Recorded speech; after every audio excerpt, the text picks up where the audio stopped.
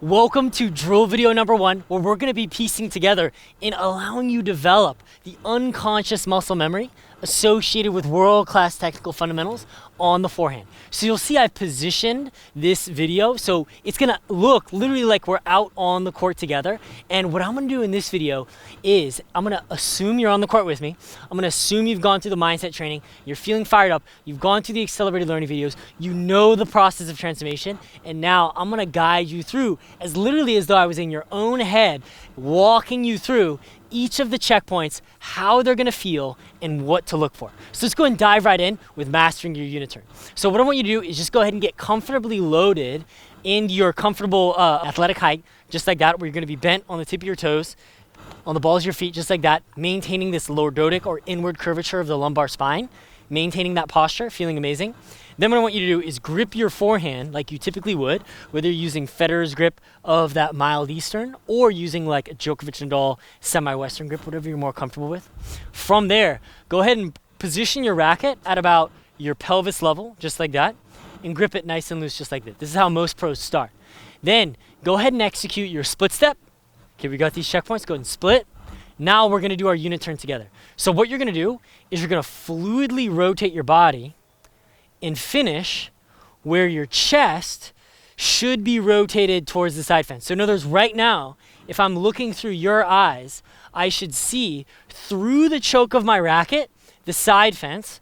I should feel a little bit of a stretch in my core because I'm rotated about 90 degrees. I should see, right, like my knuckles, and I should see the left hand on my racket held just like this, and then internally rotated about 20 degrees just like that. So from this position, now you know you're executing a world-class unit turn. Now, go ahead and look down at your right shoulder or your left shoulder if you're a lefty. And you should see that your elbow is bent at approximately a 90-degree angle. You should also see that the racket is flush with the side fence like that. In other words, it's not in a flex position. It's directly in line like that. Elbow is bent at 90 degrees. And your elbow is roughly in line with your shoulder, just like that.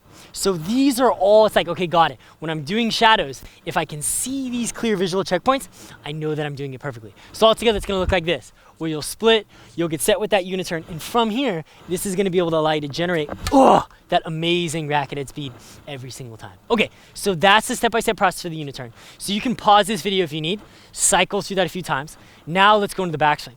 So what we're gonna do is we'll go ahead and split again, execute those key unit turn checkpoints that we just mastered, where you should see the left hand of your racket choke just like that, 90 degrees perfect. Now what I want you to do is fluidly drop your racket down and stretch your off arm across. So fluidly dropping the racket down, stretching the off arm across. So that one more time, fluidly drop, beautiful. And now freeze, and now here's what I want you to look for. So I'm gonna imagine I'm you.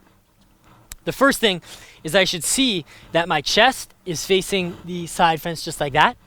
My off arm is straight across just like that as well. If I look down at my hitting arm, you should see that your hitting arm is in line with your back hip. Your arm is comfortably straight at about a 45-degree angle away from the body. So this would be 90 degrees. This would be 0 degrees. 45 degrees is perfect to generate that massive force. If looking at the racket should be in line or above the hand like that, pointed towards the side corner fence at a 45-degree angle. This would be towards the back fence, side corner fence, 45 degrees. So we look at those checkpoints, look down, assess, perfect. Now go ahead and start from your unit turn again, split, unit turn backswing, check, and assess. Assess those key checkpoints. If you find yourself making all those key checkpoints, let's go. You've got a world-class backswing and you're ready for the two-part acceleration. If you don't, I would just highly encourage you to pause and then re-execute that and use the accelerated learning principle of time slicing and isolation, just focusing on making sure you're achieving those key checkpoints. All right, so now that we've got that unit turn and that backswing mastered, let's go into that two-part acceleration. So once we get set, let's go ahead and split, unit turn, backswing, we're set. Now what I want you to focus on is focus on really fluidly. When you accelerate, you want to feel your legs drive, your body rotate, and your arm pull away from the body. So it's going to be a fluid leg drive, rotation, arm pull away from the body. Now as you're accelerating, go ahead and just focus on starting from that backswing position. We're going to feel that the racket is going to be lagging in our hand and that we're creating and feeling a stretch in our shoulder, right? So we're gonna set, drive the leg, rotate, feel that stretch in the shoulder. If you don't feel the stretch in the shoulder, it just means that you're not tapping into the stretch and shorten cycle. So a fantastic drill that you can utilize is focusing on gripping the racket with your index and your middle finger, just like that, starting from your backswing checkpoint of arm in line with the back hip, racket tip up and away, left arm stretch across 90-degree rotation, leg drive rotation, pull away from the body. Leg drive rotation, pull away from the body. That's all gonna give you that amazing stretching sensation in your shoulder.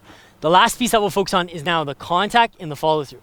So what we wanna do is from this position, execute our backswing. We're at perfectly 6 o'clock, focus on accelerating up and away, and then go ahead and just freeze at the perfect contact. So frozen at that contact point, we should see that our racket is in line with our hand. You'll see that this forms a completely straight line.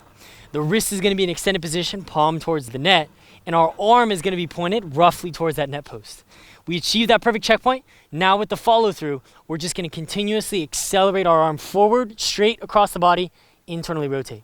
So that key checkpoint is after that contact point, look for that racket to internally rotate, still facing the net, just like that. So see how those strings still face the net? That's gonna keep our palm in that perfect position to generate that extraordinary quality of spin, pace, and effortless power. Let's go. All right, world-class athlete. So now you can walk through these drills again if needed. If you've got all these checkpoints mastered, go ahead and dial it in, record yourself from that rear angle, assess all the checkpoints, use the downloadable stroke assessments. If you've got everything mastered in a shadow swing situation, you're now ready to graduate on to drill video number 2. All right, world-class athlete, I'll see you in that next drill video.